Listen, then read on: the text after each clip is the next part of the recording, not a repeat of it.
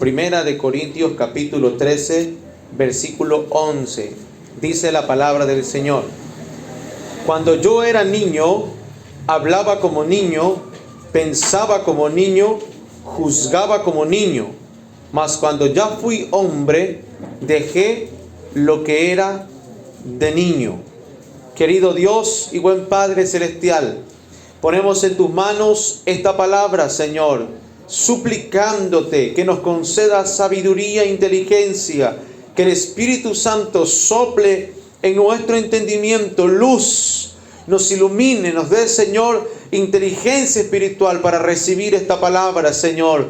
Edifícanos en esta noche, toma nuestras cargas, Padre Celestial, y que nadie se vaya de este lugar como entró, sino que se vaya bendecido por tu palabra, Señor. En el nombre de Jesús lo ponemos en tus manos, y que todo el tiempo que estemos disertando y hablando sea guiado por tu glorioso Espíritu Santo. En el nombre de Jesús, amén y amén. Gloria a Dios. Tome asiento, amado hermano. Bendecimos el nombre de nuestro Dios. Amén. Dice el apóstol Pablo, amado hermano, esta palabra interesante que tiene que ver con la madurez. Cuando yo era niño, dice, hablaba como niño. Diga conmigo, hablar como niño, pensar como niño, juzgar como niño. Al final dice que es válido tener un criterio de un niño, pero dice, Pablo sigue diciendo, más cuando ya fui hombre, es decir, maduré, dejé de hablar como un niño, un inmaduro, pensar como un inmaduro y tener un juicio crítico de lo que es un inmaduro. Amado hermano, y hay algo en el cual nosotros tenemos que madurar, y eso es lo que yo quiero hablarle en esta noche, acerca del pecado. Y quiero, si usted anota, quiero hablarle acerca de la involución por causa del pecado. Tenemos que madurar para entender acerca de este tema y saber hablarlo, pensarlo y tener un pensamiento crítico, un juicio correcto de aquello. ¿Me dice amén? Entonces, lo primero, amado hermano, que usted tiene que saber, 1 Corintios 14, verso 20, dice: amados hermanos, no seáis infantiles, dice, en su comprensión de estas cosas.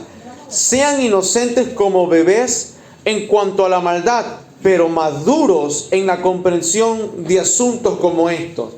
Claro, el contexto es otro. Es un tema de los dones del Espíritu Santo, es un tema de desorden de la iglesia, pero el tema de fondo que dice Pablo, si vamos a ser inocentes o infantes, sea en cuanto al tema de la maldad, no pensar mal fácilmente, pero en lo que cabe a la crítica o al juicio correcto, pensar con madurez. Diga conmigo, tengo que pensar con madurez.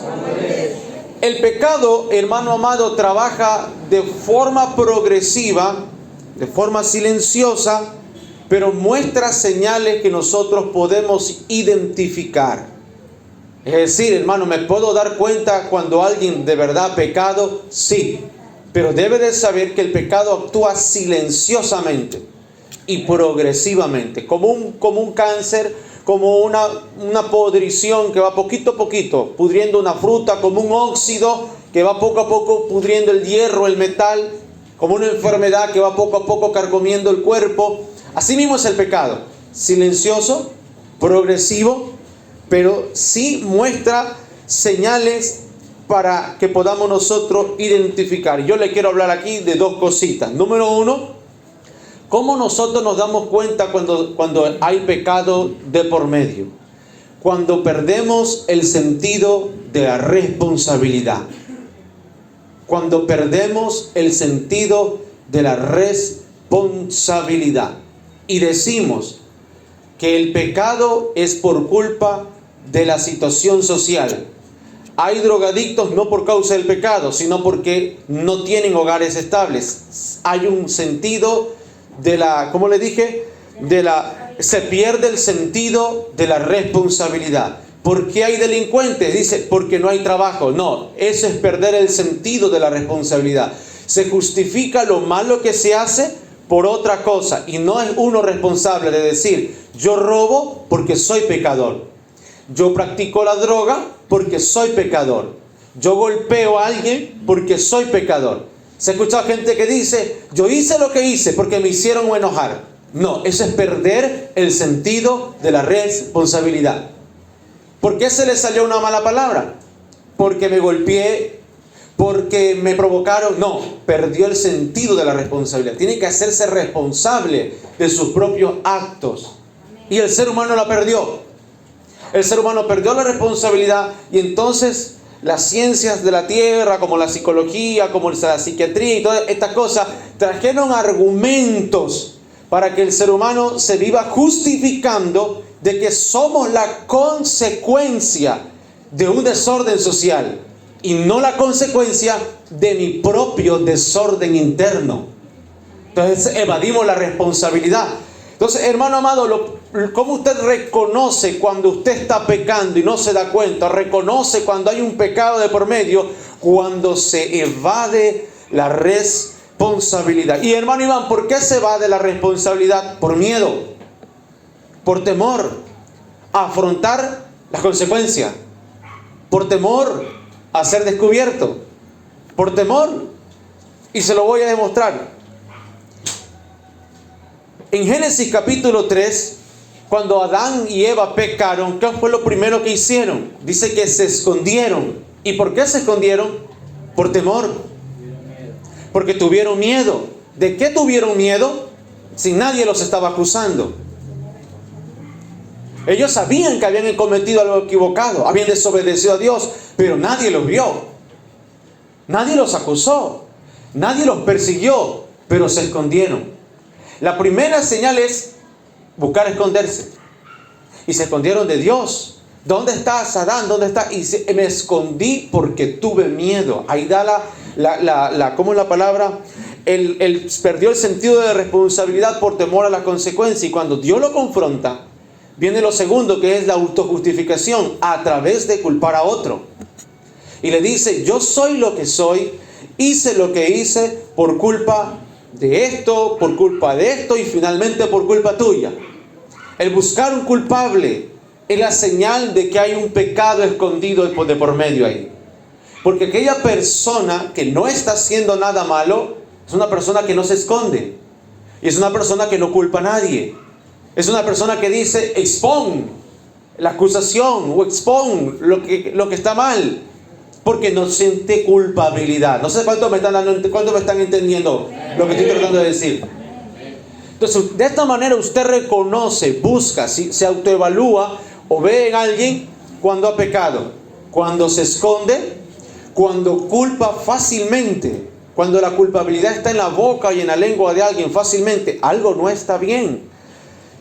Entonces, amado, usted va viendo cómo empieza a evolucionar aquí el pecado. En Génesis 4, cuando Caín mató a Abel, le pregunto yo, ¿alguien vio el asesinato? Nadie lo vio. Y cuando Dios lo busca para hablar con él, tampoco lo acusa. No le dice, mataste a tu hermano, solo le pregunta, ¿dónde está tu hermano? Pero ¿qué estaba haciendo Caín ya? Escapando, huyendo de la presencia de Dios. ¿Dónde vas, Caín? Hasta que le confronta y le dice que lo que hizo estaba mal y le da la oportunidad de arrepentirse, pero no quiere saber nada, Caín. ¿Qué hace Dios? Le dice, errante serás en la tierra. Entonces, hay otra cualidad aquí de alguien que ha pecado: el escapismo. Huye de la iglesia, huye de la familia, huye de nuestras miradas, porque la conciencia la acusa. ¿Me está entendiendo? Amén. El escapismo de Caín demuestra la arrogancia que él tenía hacia Dios, porque le dice, ¿acaso yo soy guardián de mi hermano? Cuando una persona está empezando a escapar, lo que demuestra es arrogancia, porque evade la confrontación, y cuando es confrontado, aparte de culpar a otros, aparte de esconderse, aparte de desear escapar, lo que tiene en su boca son palabras agresivas. Entonces, si usted se está volviendo agresivo, ve a alguien que tiene tonitos agresivos, hay pecado de por medio, escondido. Estoy enseñando para que usted aprenda a detectarse a sí mismo y detectar a otros. Amén. Entonces, de esa manera empezó a evolucionar y evoluciona el pecado. En Génesis 6, versos 5 al 6 dice: el Señor vio la magnitud de la maldad humana en la tierra, y que todo lo que la gente pensaba o imaginaba era siempre y totalmente malo. Entonces el Señor lamentó haber creado al ser humano y haberlo puesto sobre la tierra. Se le partió el corazón. Lo estoy leyendo desde la Nueva Traducción Viviente. Dice que se le partió el corazón porque todo lo que el hombre pensaba era malo y se justificaba a sí mismo. No había nada bueno en el ser humano. Entonces, ¿qué es lo que le quiero decir, amado? El pecado tiene una evolución a tal punto de llevarnos a nosotros a un estado de degradación en el cual el corazón de Dios se parta. Imagínense que Dios se arrepienta de haber creado al hombre, que se arrepienta Dios de habernos salvado, de habernos sanado. ¿Usted cree que puede llegar a esa magnitud? Él nos ama a todos, pero lamentablemente cuando el pecado llega a una evolución en la que nos ha degradado tanto, ocurre esta situación que es bien terrible. Y el diluvio viene, amado hermano, viene el diluvio, y con la nueva formación de los seres humanos, Dios hace un pacto con Abraham y lo llama en Génesis capítulo 12 a Abraham. Pero si usted leyó Génesis 12, sabe que después que Dios le hace el llamado, le da las promesas, Abraham, por causa de una necesidad económica, tiene que ir a Egipto, y por miedo a que lo maten, lo primero que hace es pecar. Dice que miente, diciendo que la señora, su mujer, no es su mujer, sino su hermana. Entonces no quiero entrar en detalle por qué lo hizo, pero sí si es que era bonita o no era bonita, sino el tema de que por miedo él mintió. Entonces el temor nos lleva a nosotros a pecar y a mantener el pecado. ¿El temor a qué? A ser descubierto, el temor a ser expuesto. Pero quiero que usted mire esto: el padre de la fe también se equivocó, también fue infalible. ¿Cómo Dios corregiría a Abraham? ¿Será que Dios lo expuso? ¿Será que Dios lo avergonzó? Dios tiene formas sutiles de corregir a sus hijos. Y así como usted que está allá afuera, que no me escucha, ¿sí me escucha? Usted sabe corregir a sus hijos en amor. Es decir, que si tiene que darle látigo, no lo hace afuera en la calle, lo entra a la casa. ¿Para qué? Para que él no sea avergonzado. Usted no le va a jalar las orejas en público porque el niño se avergüenza. Usted lo agarra en privado. Así es Dios con nosotros. Si hay algo que el Señor tiene que corregir, lo hace a su manera, en privado. ¿Me va a entender? Amén. Amado hermano, y mire, interesante cómo Dios trata la evolución del pecado a través de un abandono gradual en 3 grados. Ubíquese en Romanos capítulo 1, versículo 24. Romanos capítulo 1, versículo 24. El primer abandono que el Señor hace es cuando involucionamos. Fíjate que yo ya estoy usando 2 palabras. La primera, evolución del pecado, y la segunda, involución. La primera abandono que hace el Señor es cuando involucionamos en nuestra relación con Dios. Romanos 1, verso 24 dice: entonces Dios los abandonó para que hicieran las cosas vergonzosas que deseaban en su corazón.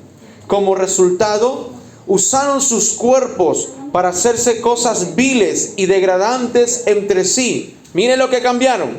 Cambiaron la verdad acerca de Dios por una mentira, Y así rindieron culto y sirvieron a las cosas que Dios creó, pero no al Creador mismo, quien es digno de eterna alabanza. Amén. Estoy leyendo la Nueva Traducción Viviente. Quiero saber si los de atrás me están escuchando. Gloria a Dios, sí, porque a veces mi hija me dice, papi, lo que pasa es que las motos, el carro, la gente, y no escuchamos, y quiero que grite un poco más. A mí no me gusta gritar mucho. Amén.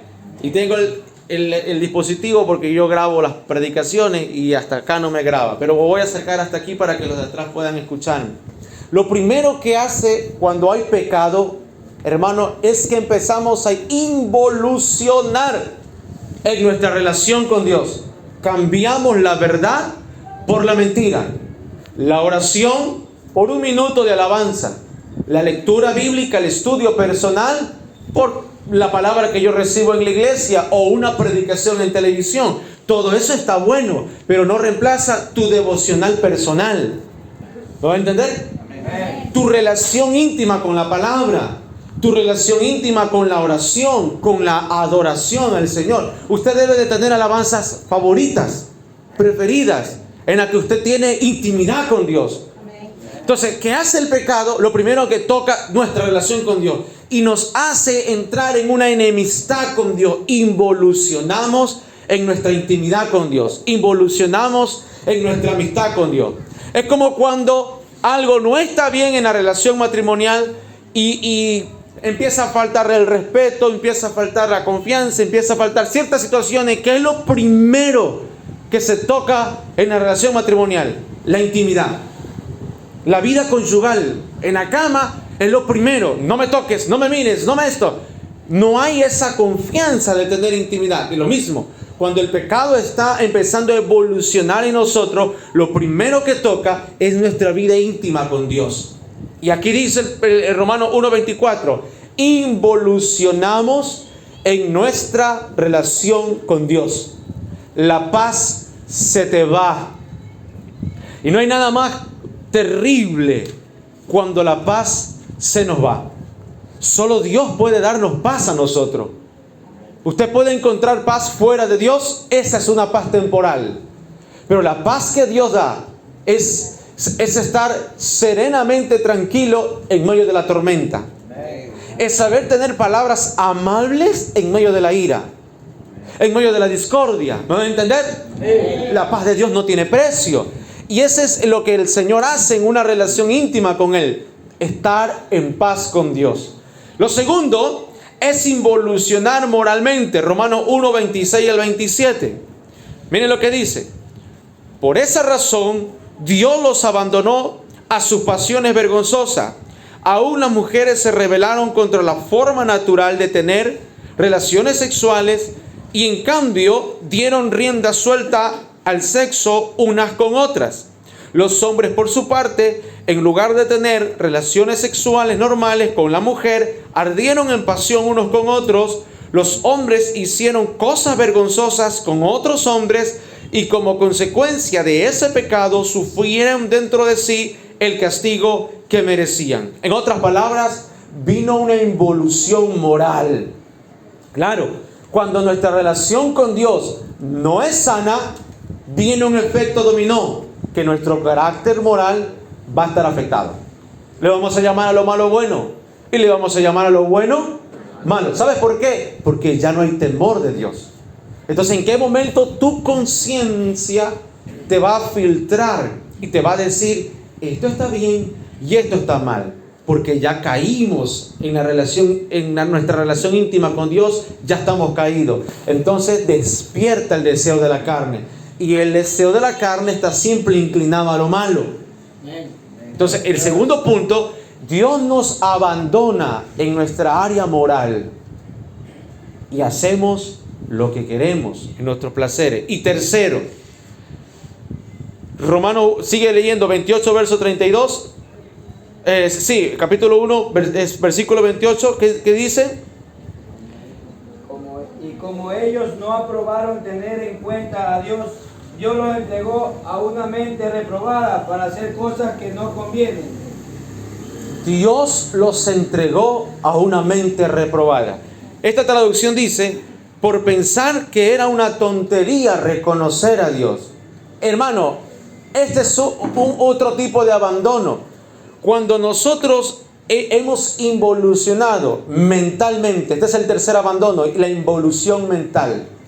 Cuando hemos involucionado mentalmente, nos parece una tontería todo consejo que nos sirva para llegar al Señor o mejorar en la vida. Nos parece una tontería todo lo que tengamos que reconocer que está mal o agregar para estar mejor. Amén. Entonces, amado, ese tipo de pensamiento, dice, no, esto está mal, o eso está mal, o ya nos parece poca cosa, es señal de involución mental. Dice, los abandonó a sus tontos razonamientos. Me gusta esta traducción. Mente reprobada significa tener tontos razonamientos. Por eso Pablo dice, cuando era niño, pensaba como un niño, hablaba como un niño, juzgaba como un niño. O sea, no tenía un pensamiento crítico desarrollado. Pero cuando ya soy hombre, dice Romanos capítulo 12, dice que nosotros tenemos que ser transformados, renovados en el espíritu de nuestra mente, porque urge desarrollar pensamiento crítico. Urge desarrollar, madurar en nuestra mente. ¿Para qué? Pregúntame, hermano Iván, ¿para qué? ¿Para qué? Para ser nosotros esclarecedores del consejo y no oscurecedores de la sabiduría. Aleluya. ¿Vas a entender? Amén. Esclarecedores del consejo y no oscurecedores de la sabiduría. Recuerde, cuando Dios aparece en Job capítulo 42 y dice, ¿quién es este que oscurece el consejo y opaca la sabiduría? El reproche a unas personas que estaban ahí aparentemente hablando bien de Dios, pero no hablaban bien de Él. Y cuando Job reconoce, él dice, reconoce que él no tiene una mente reprobada, porque él dice, hablaba lo que no entendía. Reconozco que he pecado. Entonces Dios lo vuelve a restaurar a Job. Pero mire, nosotros tenemos que desarrollar y madurar en la mente. ¿Para qué? Para ser aclaradores del consejo, aclaradores de la sabiduría y no oscurecedores del consejo. Amén. Entonces existe una involución mental a nivel de pensamientos y a nivel de criterios. Usted tiene que desarrollar este potencial, ser un desenrollador y no un enredador. ¿Qué quiere ser usted? ¿Un desenrollador, un desarrollador o un enrollador? Que cuando alguien se acerque a usted, en usted encuentre el desarrollo y no enriede más un problema. ¿Verdad? Cuando se encuentre usted con el pecado, en vez de enrollar más, desenrolle. Eso, se necesita madurez mental para eso. Y necesitamos dejar de involucionar en nuestra relación con Dios, en nuestra moral y en nuestros pensamientos. Dejar de involucionar. ¿Para qué? Para ser buenos desenrolladores. Amén. Amado hermano, mire, Santiago ¿cuáles son las consecuencias de tener los pensamientos caídos? Sigamos leyendo el versículo 29 de Romanos capítulo 1. Una persona que tiene los pensamientos caídos, involucionado, que no ha madurado, digámoslo de esta manera, que es un niño en el cuerpo de una persona adulta, le pasa esto, dice, se llenaron de toda clase de perversiones, pecados, mire toda esta lista, avaricia, odio, envidia, homicidios, peleas, engaños, conductas maliciosas y chisme. ¿Qué dice el versículo 30? Sigue leyendo, Hermógenes. Murmuradores, detractores, aborrecedores de Dios, injuriosos, soberbios, altivos, inventores de males, desobedientes a los padres. Interesante, mire esa listita. Esa es la consecuencia de gente que tiene ya la involución mental, que es natural deshonrar a los padres. hablar mal de un papá. Ah, ese viejo no sé cuánto, no, esa vieja no sé. Hay gente que naturalmente falta el respeto. Hay gente que naturalmente levanta una calumnia, levanta una injuria. Hay gente que naturalmente crea chismes, ¿verdad? Y mira, hermano, ese tipo de cosas solo demuestra estrechez mental. Y podemos estar dentro de la iglesia y podemos tener muchos años en la iglesia, pero aquel que le gusta el chisme tiene estrechez mental. No es que es un pecador, no es que, mira, te vas al infierno, no es eso, pero te ata a la tierra a vivir no una vida en abundancia, sino una vida en maldición y en escasez. Porque a la larga tu espíritu es salvo, como el justo Lot, que dice la Biblia, el justo Lot, piadoso, pero en la tierra afligido, amargado en su alma, vivió una vida amargada. ¿Usted prefiere vivir sabiendo que ya es salvo? ¿Cómo quiere vivir? ¿Amargado? ¿O quiere vivir una vida en abundancia?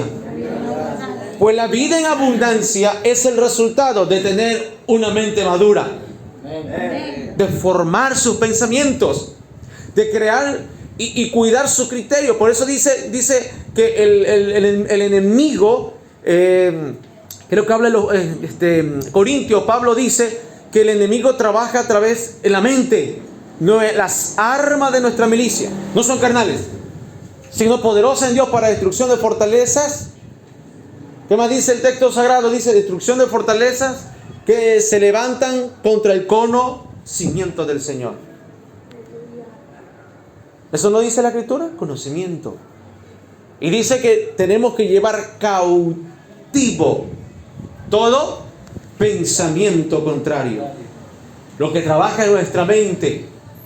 Hermano amado, antes, mire, que el pecado se manifieste ya en su etapa terminal, viene involucionando en nuestra vida, en nuestra relación con Dios, en nuestra moral y finalmente en esta lista. ¿Qué es lo que se ve? La avaricia, dice las conductas maliciosas, las traiciones, no querer entrar en razón. Verso 31, ¿cómo lo dice su traducción? Amén. Necio. Necio. Ay, no, déjemela. Necio. Y aquí la mía dice, no querer entrar en razón. Siempre yo digo una cosa, hay gente que es como el burro. No entiende ni porque le dan. Ay, ahí está. Ese es un necio. Hermano, y con un necio no se puede discutir. ¿Verdad? Porque es como que se quedó anclado en un hueco y de ahí no sale. Y uno por más que le diga, ahí no es el camino, eso no es así, dice, es así, no sale. No sale. Entonces, con un necio jamás se discute. Entonces, hermano Iván, ¿quién es un necio? Alguien que no quiere entrar en razón. Alguien que no quiere ver. Alguien que no quiere escuchar. Alguien que no quiere entender. No cumple lo que prometen. ¿Qué dice la Reina Valera? Desleales. Desleales. No cumplen lo que prometen, dice la mía acá. Son crueles. No tienen compasión. ¿Qué dice la Valera? Sin afecto natural. Implacables, sin misericordia. Esa es gente que ya tiene una mente ya reprobada. Dice, saben bien que la justicia de Dios exige que los que hacen estas cosas merecen morir, pero ellos igual la hacen. Es decir, que son gente que conocen la palabra. Son gente que han escuchado la palabra, han tenido la oportunidad de entender la palabra, pero les baile bien. Entonces, esta palabra no es para alguien que no conoce al Señor, es para alguien que sí conoce la palabra. Santiago capítulo 1, verso 14 al 15 dice que la tentación viene de nuestros propios deseos, los cuales nos seducen y nos arrastran. De esos deseos nacen los actos pecaminosos, y el pecado, cuando se deja crecer, da a luz la muerte. Amado hermano, todo entra por medio de una tentación. Y la tentación no viene ni por Dios, ni por el diablo, ni por ningún hermano. La tentación es atraída por nuestros propios deseos. Lo vuelvo a leer. La tentación viene de nuestros propios deseos. Porque hay gente que dice, no es que es el diablo. No, es que si no fuera porque fulano me tentó. No, la gente es tentada porque de su corazón atrae aquello que desea, que quiere, y es tentado por eso. Amén. Amén. Amén. Yo le digo esto porque hay gente que le gusta evadir la responsabilidad, como lo dije al principio, y dicen, yo no soy yo hice lo que hice por la mujer que tú me diste, como Adán. Yo no he matado a Abel. Yo prefiero escapar y huir. Y hay gente que hace eso, que dice, yo pequé porque me tentaron.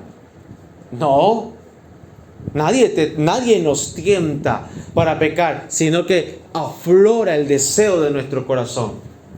Creo que ayer estábamos allá afuera, ¿no, verdad? Ayer creo que hablaba el pastor y decía, o anteayer, no me recuerdo. Saber, no me acuerdo tampoco. Pero decía que de la abundancia del corazón habla la boca, decía, ¿verdad? Y decía, ¿cómo tú sabes cuando alguien está podrido por dentro? Si no es cuando está bajo presión. Y puso el ejemplar, que hay gente que está como una olla de presión, esperando un momento, una excusa para explotar. Pero no le eche la culpa a la excusa, cuando era usted el que ya estaba acumulando mucha candela dentro. Hay gente que acumula candela. Con razón o sin razón, eso es pecado. ¿Verdad? Amén. Bien, le termino con esto. ¿Cómo? Dígame. Hable fuerte que estoy grabando. ¿Qué dice que no somos tentados? Que la tentación viene de nosotros. Por el texto sagrado. ¿Tienes tu Biblia ahí? Ya, entonces. Por eso dice, la tentación viene de nuestros propios deseos. Mira, te voy a poner un ejemplo. Hay un router aquí de internet de la alcaldía, ¿verdad? Todos ustedes tienen sus teléfonos con el wifi activado. Y de repente te viene la notificación y te dice, ¿quieres conectarte? Tin, tin, tin, las notificaciones te llegan. ¿Por qué? Porque ahí hay un router que está enviando señal. Cuando tú estás deseando cosas, tú emites una señal. ¿Me entiendes? Entonces, a mí, por ejemplo, si tú eres colérico, tú emites una señal para traer problemas. Si tú eres flemático, tú emites una señal para traer, qué sé yo, crisis, personas tóxicas que te hagan sentir mal.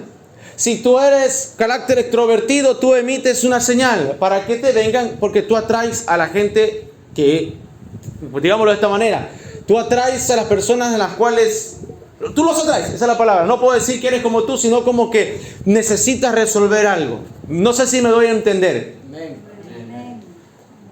¿Por qué una persona se separó de una mujer que lo demandó, le fue infiel, lo persigue con el tema del, ¿cómo se llama esta cuestión de las pensiones alimenticias? Y luego pasan 2 años, 5 años y se enamora de otra que es igual? ¿Por qué? Porque tienen un imán para atraer gente como esa. A menos que renueve el pensamiento. ¿Me van a entender? ¿Por qué una mujer va por el segundo matrimonio y siempre le tocan los golpeadores? Por decirlo. Porque atraes ese tipo de gente. Entonces, ahí funciona.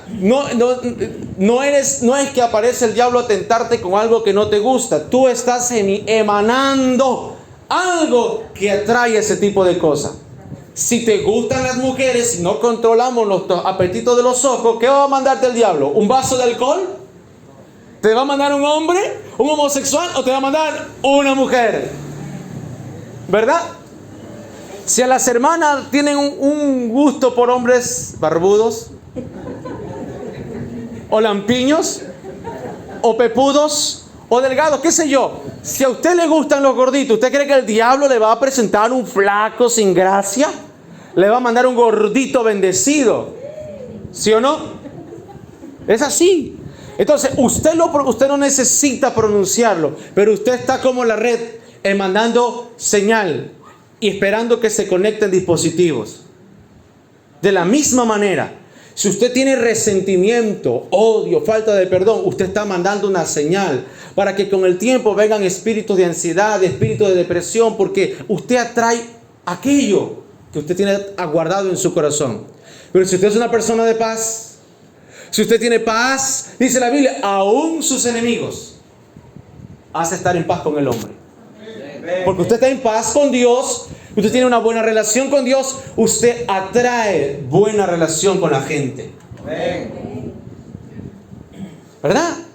¿Se entendió? ¿Se entendió, hermano? ¿Queremos ser tentados de lo malo? Solución: suelte lo malo. Queremos ser tentados de lo bueno, digámoslo de esta manera, atraer buenas amistades, llénese de lo bueno. Llénese del amor de Dios. Y aunque le toque un vecino malicioso que le tire la basura, tarde o temprano ese vecino usted se lo va a ganar, porque usted vencerá al mal con el bien.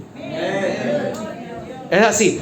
Bueno, le digo, ¿cómo Jesús lidió con la involución de un discípulo? Porque si esta palabra para nosotros, vamos a ver cómo la aplicamos. Juan capítulo 6, versículos 70 al 71. Juan capítulo 6, versículos 70 al 71. Dice: entonces Jesús dijo: yo os elegí a ustedes 12, pero hay uno de ustedes que es un diablo. Se refería a Judas, hijo de Simón Iscariote, uno de los 12, quien más tarde lo traicionaría. Ahora, amado hermano, escúcheme acá. Ahora Jesús tiene un discípulo. Este discípulo está en pecado. Mira cómo Jesús trata o te puede tratar a ti cuando estamos en pecado. Esto te lo digo para que lo aprendas, para que no te dejes convencer del diablo con su condenación o de gente que no conoce la palabra y te intenten remover. ¿Cómo opera Jesús cuando alguien ha involucionado en el pecado? Primero, Él se para en público, Juan 6:71, y dice lo siguiente: yo os elegí a vosotros, pero uno de vosotros no está bien conmigo. Es decir, Él dice públicamente que hay un problema en la congregación. A ver si es que despierta y dice: Señor, yo soy el que tengo ese problema. Es decir, Dios no señala directamente a alguien cuando quiere corregir el pecado. Lo hace de forma general. Eso se llama la misericordia de Dios. Para que el Espíritu Santo y usted permita ser redarguido. Aquí dice: yo los escogí a todos, pero uno me va a entregar. Es la oportunidad que Él da para que nosotros nos arrepintamos. Pero Judas no se arrepintió. Y viene un segundo llamado. En Juan 13, versículo 1 al 2, dice: antes de la celebración de la Pascua, Jesús sabía que había llegado su momento para dejar este mundo y regresar a su Padre. Había amado a sus discípulos durante el ministerio que realizó en la tierra y ahora los amó hasta el final. Era la hora de cenar y el diablo ya había incitado a Judas, hijo de Simón Iscariote, para que lo traicionara a Jesús. Versículo 10. Y Jesús respondió: una persona que se ha bañado bien no necesita lavarse más que los pies para estar completamente limpia. Y ustedes, discípulos, están limpios, aunque no todos. Pues Jesús sabía quién lo iba a traicionar. Y eso se refería cuando dijo: no todos están limpios. Ahora Él está a punto de cenar, pero le lava los pies a los discípulos. Mira este sarcasmo del Señor. Todos están limpios, menos uno. Es como, hay un programa por ahí de Jonathan Estrada en YouTube que dice, mientras está hablando de repente dice: pero a ti te digo, pero tú no quiero que veas el programa. Parece que se la tira a alguien o se la dedica a alguien. Jesús está haciendo algo aquí también similar. Y dice: todos están limpios, menos uno.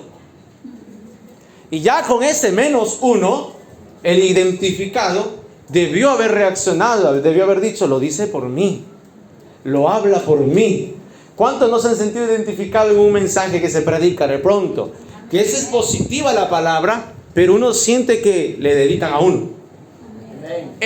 Eso es lo que Jesús está diciendo. Todos están limpios, menos tú. Bien, segunda oportunidad. Tercera oportunidad. Versículo 18. No les digo estas cosas a todos ustedes. Yo conozco a los que he elegido, pero es para que se cumpla la escritura que dice, el que come de mi comida se ha puesto en mi contra. Ahora, por si le queda una duda a Judas, su discípulo querido, el Señor vuelve a decir, no les digo estas cosas a todos. Se la estoy tirando a alguien en particular. Y uno podría decir, Jesús es carnal. ¿Por qué no lo agarra? ¿Por qué no lo toma aparte y le dice, ya sé lo que estás haciendo? No lo hace. ¿Sabes por qué? Porque Jesús espera hasta el último minuto, segundo, nuestra voluntad de arrepentimiento. Jamás nos avergonzará. Jamás nos expondrá.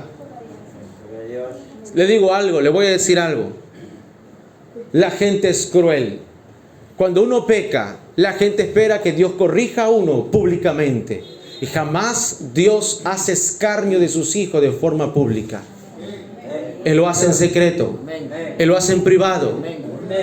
Y eso al carnal le repudre. Porque dice, yo quiero verlo caer y que coma tierra. Quiero verlo humillado delante de Dios. Mientras deseamos eso, Dios retrasa su corrección. ¿Verdad? Miren lo que hace con Judas. Vamos por el versículo 18, ¿verdad? Cuarto llamado a atención, verso 21. Entonces Jesús, muy angustiado, exclamó, les digo la verdad, uno de ustedes va a traicionarme. Esta es la cuarta ocasión que menciona aquello. No soportaba tanta indirecta. Directa. Era una indirecta directa ya. Primero le dice, no todos. Yo conozco que aquí hay un diablo. Yo conozco que esto. Todos están limpios menos tú. O esto. Y al rato no entiende. Mira, hermano, la involución de Judas. No llegar a entender a su maestro lo que trataba de decirle. Que Jesús grita y dice, ¿qué es lo que dice? Dice, uno de ustedes va a entregarme. 5. Quinto intento de Jesús de hacerlo entender. Verso 26. Jesús le contestó, es aquel a quien le doy el pan que mojo en el plato, y que después de mojar el pan se lo dio a Judas, el hijo de Simón Iscariote. Y en Mateo 26:25 dice, mira. En Mateo 26, verso 25, este caballero habla, el Judas, y le dice, maestro, ¿estás hablando de mí? Escuché un ruidito. ¿Se trata de mí? O sea, las indirectas son conmigo, Señor. Porque como que me siento señalado, maestro. Imagínate, tuvo la cara de acercársele y decirle, ¿será que soy yo, Señor? Porque todos se preguntaron. Le dijeron, Pedro le dijo a Juan, pregúntale, tú que eres el más mimado, acércate y dile, ¿quién es? Y Juan se le recuesta en el pecho al Señor y le dice, maestro, ¿quién es el desgraciado traidor? ¿Seré yo? Y Jesús le dice a Juan, no eres tú. Pedro, ¿seré yo? No eres tú. Y Judas se acerca y dice, entonces es conmigo, maestro, ¿seré yo? Y Jesús le dice, tú lo has dicho. ¿Acaso seré yo, maestro?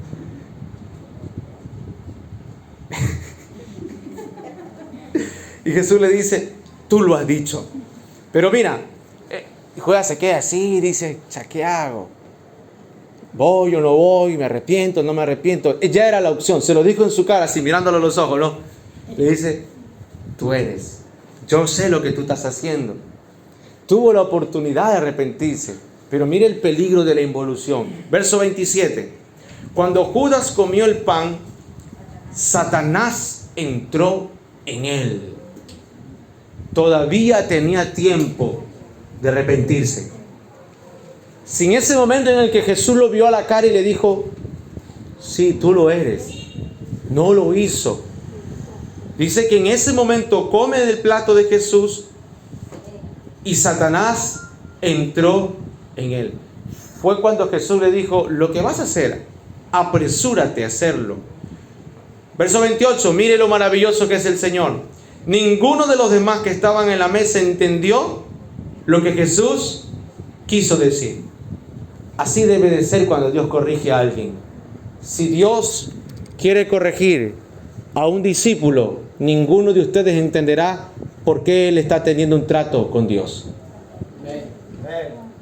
Ninguno de ustedes va a entender por qué yo estoy teniendo un trato con Dios. Porque Dios nos guarda. Si te va a dar látigo a castigarte, te mete en una cámara secreta para que entre tú y Él entren en reconciliación. Pero jamás te expondrá en público. ¿Sabes quién hace eso? Santiago lo dice. El diablo lo hace. El diablo es el que toma el pecado y te dice, esto eres tú. Ese es el diablo.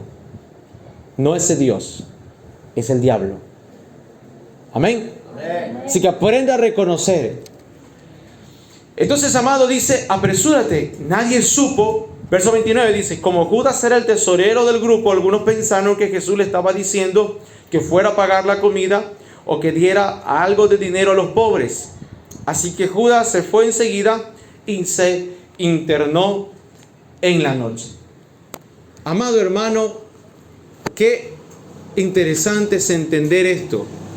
Cuando empezamos a involucionar en la relación con Dios, antes de que este personaje entregara al Señor y hiciera un pacto con los fariseos, Jesús nunca mencionó palabra.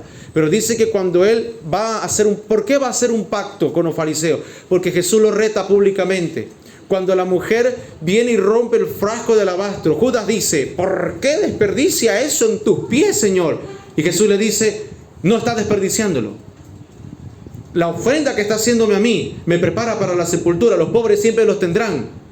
Pero lo que está haciéndome a mí es digno. Y de esto se va a contar hasta lo último de la tierra, dice.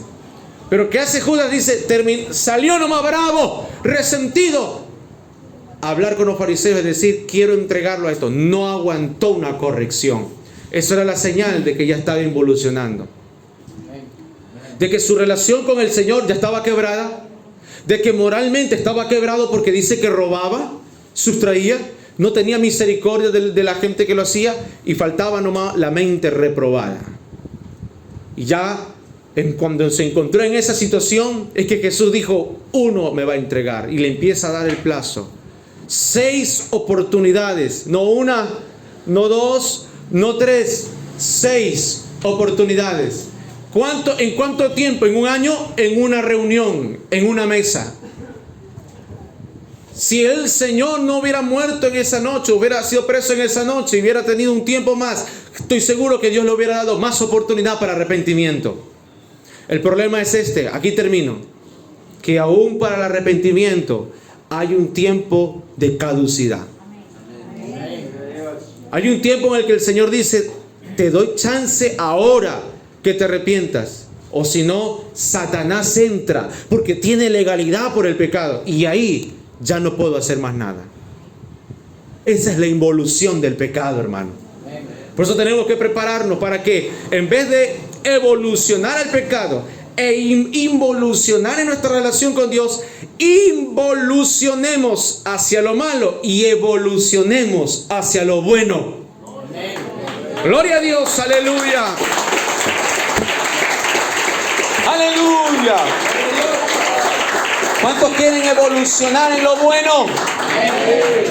Levante sus manos y ora al Señor y diga, Señor, yo quiero evolucionar en lo bueno. Quiero evolucionar en tu palabra. Quiero evolucionar en mi relación contigo. Quiero crecer en estatura. Quiero crecer en gracia. Y quiero crecer en sabiduría, Señor. En el nombre poderoso de Jesucristo. Hazme involucionar en todo lo malo. Hazme involucionar, Señor, en todos mis apetitos carnales, en mis tentaciones, Señor, en mi propia concupiscencia. Hazme involucionar hasta que sea quitado de mí el pecado, la iniquidad, la maldad, Señor. En el nombre de Jesús, levante sus manos. Que Dios te bendiga y te guarde con esta palabra. Que esta palabra haga cabida en tu corazón, en tu vida. Que nunca te olvides de la misericordia gratuita del Señor. Que la forma que el Señor corrige y endereza tus pasos es de forma silenciosa, es de forma inescrutable, es de forma insondable, en donde solo tú entiendes que Él te está hablando a ti personalmente, donde Él te guarda, donde Él te oculta en los secretos de su morada para corregirte, para redarguirte, y te saca a la luz una vez que estés sanado y estés curado. En el nombre poderoso de Jesucristo, que Dios te bendiga, que Dios te guarde y que el Todopoderoso ponga en ti paz. Que esa paz no se te vaya y por nada del mundo permitas que te roben tu paz. En el nombre glorioso de nuestro Señor Jesucristo. ¿Cuántos pueden decir amén? Amén. Aleluya. Denle un fuerte aplauso al Señor.